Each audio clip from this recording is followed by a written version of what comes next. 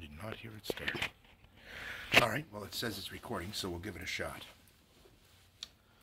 Well guys, welcome to the next video in our story from hell.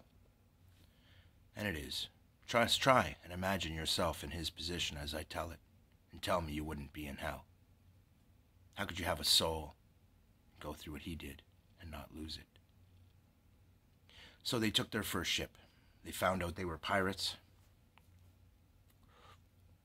and they knew they were going to hell. Many of these people were God-fearing people. They were terrified of the British crown. They knew that they would die. They had families they wanted to care for and didn't want to leave with nothing. Every man wants to provide for his family. In fact, taking prize ships is a great way to do that. It was sought after. It was the dream of just about every captain to take such a prize at war because it was the biggest payday. So, these men, unlike most who pirated simply because it was money and a lot of it, these men didn't.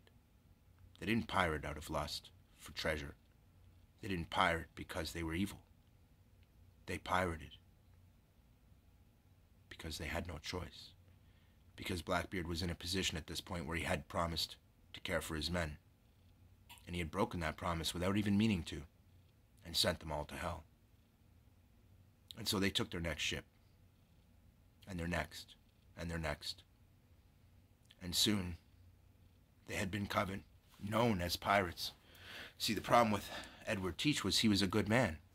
He didn't want to murder everybody he come across. Some did, and they did so precisely so that nobody would know what they'd done. Scuttled the ships they took, and stole everything they could get. A lot of them filled their holds with such cargoes, and were quite vicious. He had the reputation of a vicious man. Terrifying, in fact. At first he used good tactics, and tactics alone, to try and stop his enemy. His fast vessel would outsail anything on the water of its day. As I pointed out, it was a revolutionary design. Nobody else could really match it. It was fairly small, very fast. And so what he did was he used that to his advantage. He knew that his weapon was speed and stealth. See, it was covered in bitumen, which is black. The sails were made black. Many of the woods in her design were not, but once they're covered in bitumen, you wouldn't know it. It's an oil-soaking process they used to treat the timbers to make it waterproof. So that's where the black sailing ship comes from, the black pirate ship. Most people don't know that.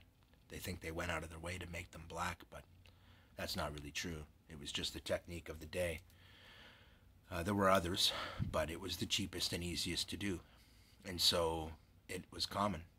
In fact, the only reason people didn't do it more often is because you were oil soaking the timbers, and it meant that it was quite susceptible to fire if it wasn't done right. Anyway, so these men, now stuck in hell, try to dig their way out. And Blackbeard figures the only way that he can manage this is to take a big enough prize that his men can retire. And when he finally felt like he did it, he found himself in the deepest hell of all. In this video, I'm going to talk a little bit about what he was doing and the type of tactics he was using. At first, because as I've pointed out, he didn't have to tack the ship. He could just sail. He would put enemies in a position where they had to tack and use that to approach the ship because he could just charge straight in. And when they saw this, they'd be quite scared. It was quite ghostly in appearance, this black ship coming straight at them when every other ship in the world had to tack in those conditions. He didn't.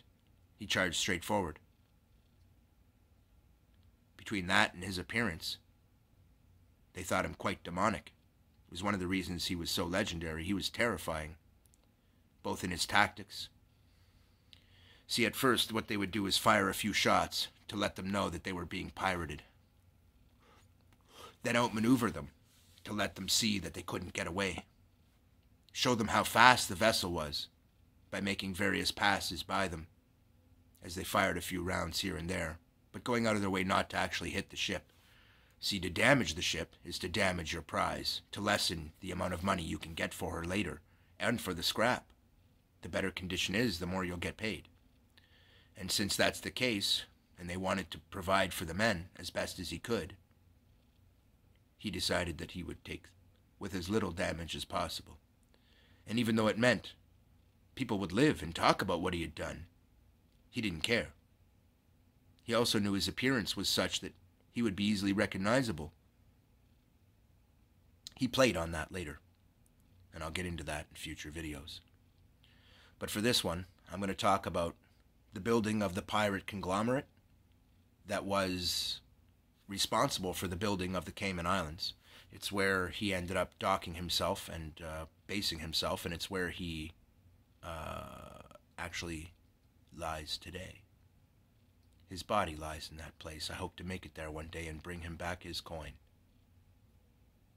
In a future video, in the next one, I'll tell you the story of the silver and of that coin. And you'll see it is, too, a story from hell. A dark story that's spooky and scary. A murderous story of betrayal going back 1,000 years. But I digress. That's for next time. For now, just know that Blackbeard was a good man, stuck in hell. And he tried his best to kill as few people as he could, at first. So in the next story, I'll tell you the tale of how he became a vicious man, how he came to live up to his reputation and truly terrify his enemies. You see, he realized that the more they were scared, the faster they would surrender. And the faster they would surrender, the less people were hurt. And he played on that, as a good man would in those circumstances, trying not to be a murderous bastard, but to kill his enemies when needed, and to feed his crew, and to survive. The British had really given him no choice. It was either he let all his men starve to death, or he start to hunt. Now the port he had come into was in the Cayman Islands. And they were so kind to him, and so helpful, and so considerate, and such good people. He found a home there, as did many other pirates during that time, who were pirates for the same reason as him, abandoned by the crown that had asked for their help. I know just what that's like. Maybe that's one of the reasons I feel so much sympathy for the man. But in the end, I'll go into that in future videos. For now, I'll just say that I've covered the basic details. And in the next video, I will tell you the story of this man a little deeper. We'll go a little deeper down the rabbit hole of what he did. For now, I'll only tell you that all of this pirate activity got him noticed by a group of pirates. In fact, there were 8 pirate lords.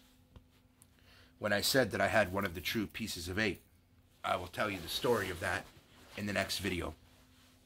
For now, I'll tell you that his activities got him noticed by this group of pirates. And they were planning on finding a place that they could make it their own pirate nation, show the British what for, and say a big screw you to them. And they decided on the Cayman Islands. In fact, it was Blackbeard's suggestion. It was one of the reasons he earned his place in that group. And there's a reason they called him a pirate lord. He was a great pirate. Managed to capture the vessels remarkably intact, with very little damage and very little bloodshed. As a result, he lost very few of his own crew, compared to other pirate vessels, which made the crews love him, as much as it made his enemies fear him. And so, his goal was to take a big enough plunder that it would supply all of his men.